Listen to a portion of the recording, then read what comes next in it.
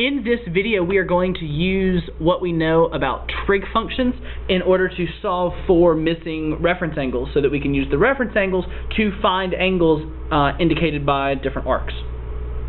So, in order to do this, we need to make sure we understand our trig functions, and so remembering SOHCAHTOA, sine is opposite over hypotenuse, cosine adjacent over hypotenuse, and tangent opposite over adjacent. So looking at number 1, I have a terminal side and then an angle formed with my initial side on the x-axis. The point on my terminal side is negative 13, 13, which means I'm going to go to the left a distance of 13 and up a distance of 13. So if I were to drop an altitude with a dotted line, that length of that altitude is 13. The length from the origin over to that altitude is the distance is 13. Even though I went in a negative direction, the actual distance is 13. So I'm going to use a positive 13 instead of a negative, because once again, distance can't be negative. All right.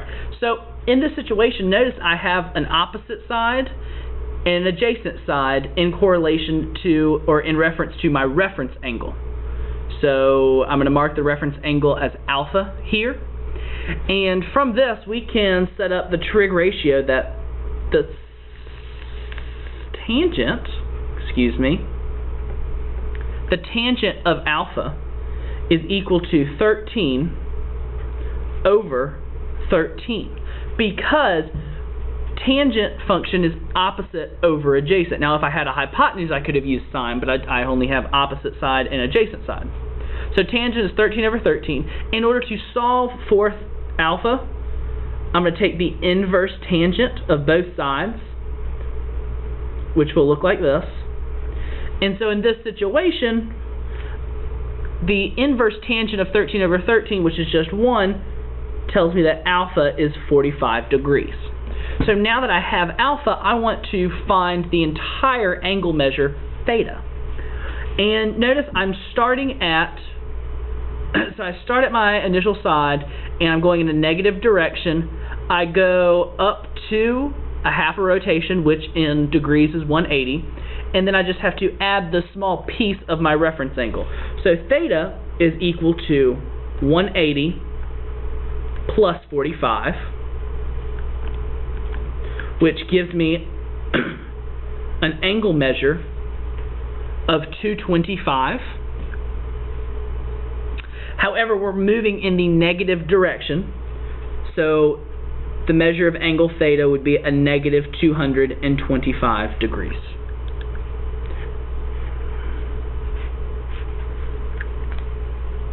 So now let's do another example with number 2.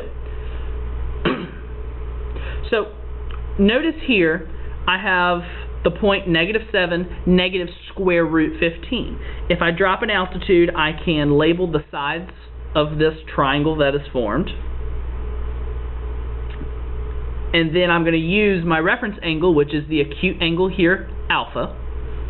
So the base of this triangle here is I'm going to move a distance of 7 based off of this negative 7. And then I'm going to go down a distance of square root 15.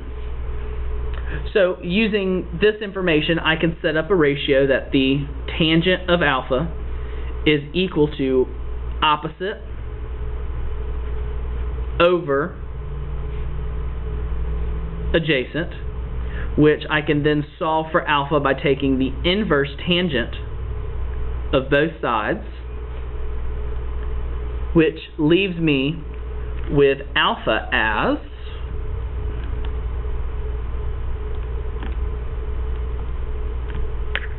roughly 20, we'll round to the nearest degree, roughly 29 degrees. Now, given I have alpha, I can now find my entire angle measure, theta. Now, notice that theta, or this angle measure here, stops short of 180. So in order to get to 180, I have to add that reference angle. So if I want to find this piece here, I would subtract the small portion that doesn't get me to 180, which is 29.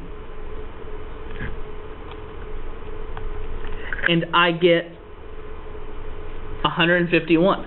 So I know that the angle measure of theta is going to be a negative 151 degrees, given I'm going in a negative direction. Another example of this is in number 3. Once again, I'm going to drop an altitude to that specific point I have on my terminal side. I go right a distance of 7, and then I'm going to go down a distance of square root 15. Notice I have a reference angle once again of alpha, but notice that my reference angle is also going to be my angle arc that I'm trying to find, theta. So in order to do this, I will once again just set up a trig ratio. The tangent of alpha is equal to the square root of 15 over 7, which, based off of problem 2, we know that alpha comes out to be 29 degrees. However, to find the arc of theta, the only difference I have to make here is that theta is moving in an opposite direction, so theta itself is a negative 29. So the big points here are we want to drop an altitude from a specific point on a terminal side and then use right triangle trig to identify the angle measure so that we can find the total angle measure. Thanks for watching.